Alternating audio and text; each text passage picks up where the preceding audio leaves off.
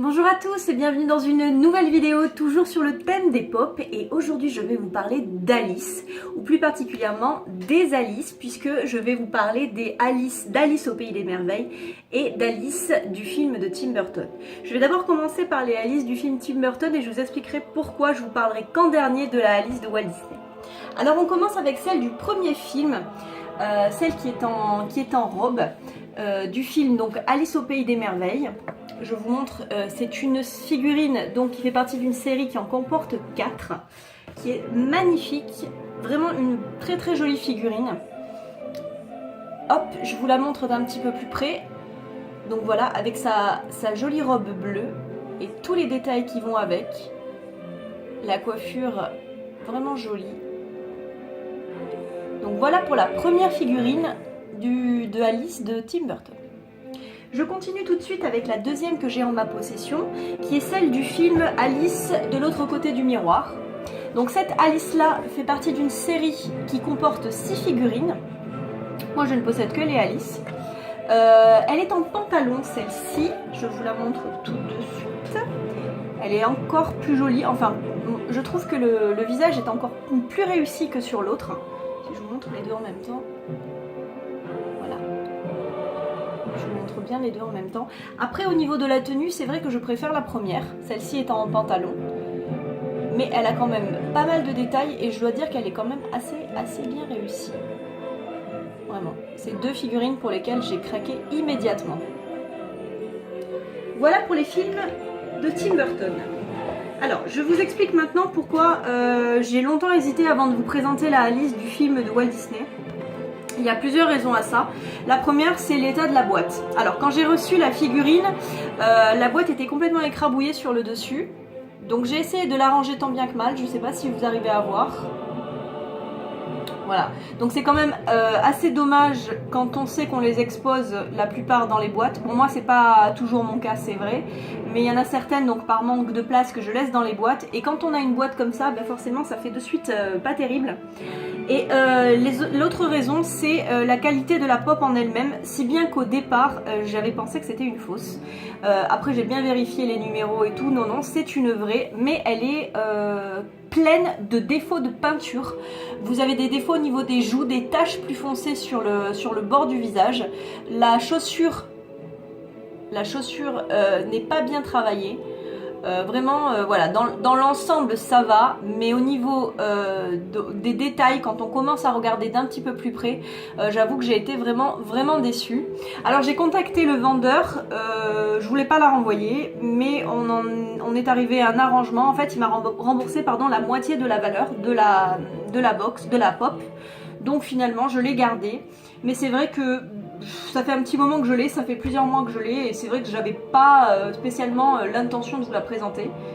Et puis comme c'est une Alice et que j'ai fait une vidéo sur Alice au Pays des Merveilles, je me suis dit que quand même, voilà, je vous la montre quand même. Vous voyez, même au niveau là du bord des cheveux, c'est pas en rose, alors que ça devrait être jaune. C'est pas, elle est vraiment pas, voilà.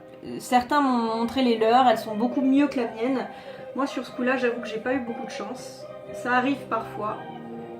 Mais bon, c'est une pop qui au final m'a coûté 5-6 €, donc bon, c'est pas très grave. Je continue avec, je vous avais parlé, je vous avais dit qu'on m'avait offert une figurine The Walking Dead il y a quelques temps, celle de Negan ou Negan, je sais pas comment vous dites, de la saison 7, donc en version ensanglantée, que j'avais été surprise parce que moi effectivement je fais surtout les Disney. Mais que j'avais adoré cette pop, et donc la personne a continué à m'en offrir de nouvelles. Et là, j'ai reçu Daryl, qui est avec Michonne, mon personnage préféré. Donc Daryl Biker, donc c'est celui de la saison 4. Voilà, c'est celui-ci là. Il a donc son arbalète et un poignard. Alors elle est vraiment super sympa celle-ci parce que c'est une version exclusive. Donc comme mon Negan, celle-ci est en version ensanglantée. Donc vous avez, je vais vous montrer tout de suite, vous avez la pop qui est pleine d'éclaboussures de sang, et franchement c'est plutôt sympathique.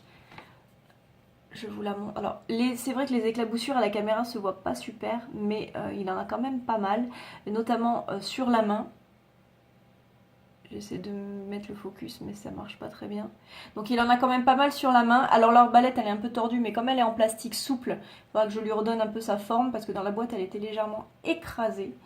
C'est une pop qui est vraiment sympa pour ceux qui sont fans de The Walking Dead. Cette version-là, elle est vraiment sympa. Plein de sang. Il a les ailes sur son blouson. Les ailes de... Vraiment, elle est vraiment jolie cette figurine-là. Je commence vraiment à aimer les figurines de The Walking Dead. C'est la deuxième que j'ai, c'est la deuxième qu'on m'offre. J'espère que ce ne sera pas la dernière. Moi de toute façon, je pense que je vais les continuer parce qu'elles sont vraiment, vraiment sympas. Moi j'ai donc 2 versions ensanglantées et j'en suis très contente. Je vais terminer cette vidéo avec un coup de cœur que j'ai eu pour une figurine qui est toute seule parce que je n'en ai pas d'autres. Je ne sais même pas s'il en existe d'autres. C'est la figurine pop de Sauron, le méchant du Seigneur des Anneaux, celui qu'on voit quasiment pas dans le film, qui est juste une pure merveille. Quand vous retournez la boîte, vous vous apercevez qu'en fait, il n'y a pas d'autres personnages. Donc je ne sais pas, je ferai des recherches pour savoir s'il y a d'autres pop. Je sais qu'il y a des pop du Hobbit, mais du Seigneur des Anneaux, je ne sais pas. Donc dites-moi en commentaire si vous savez s'il y en a d'autres ou pas. En attendant, je vous la montre. Elle est vraiment magnifique. Ceux qui hésitaient, n'hésitez plus. Parce que franchement, elle m'a coûté 3 fois rien. Je crois qu'elle m'a coûté 12 €. Voilà, elle est vraiment magnifique, elle est super bien réalisée, les détails sont géniaux. Il n'y a rien à dire sur cette pop là, c'est vraiment un gros coup de cœur. On est très très loin du Disney, c'est vrai, et d'ailleurs je m'en éloigne de plus en plus parce que je commence à en faire un peu le tour. Mis à part celles qui sont anciennes et donc chères que je n'achèterai pas, je commence à faire plus ou moins le tour et donc je commence à aller voir ailleurs, et celle-ci c'est vraiment un gros coup de cœur. Donc n'hésitez pas, si vous êtes fan du Seigneur des Anneaux, courez l'acheter, elle est vraiment superbe, c'est vraiment une figurine de folie. Vraiment, vraiment. Et elle fait, donc elle me fait penser un peu à Dark Vador, mais elle fait pas jouer, elle est vraiment sympa. Donc n'hésitez pas. Voilà, j'ai terminé pour aujourd'hui. Je vous dis à très bientôt dans de nouvelles vidéos qui parleront toujours de mes figurines pop. Toujours de Disney, toujours des nouvelles licences que je commence ou que je termine. Voilà, donc je vous dis à très très bientôt dans une prochaine vidéo, et surtout merci de continuer à me suivre parce que je débute sur YouTube et c'est vrai que c'est toujours encourageant de voir qu'on aime les vidéos et qu'on les partage, et donc voilà, donc je vous remercie 1000 fois et je vous dis à très très bientôt. Ciao ciao.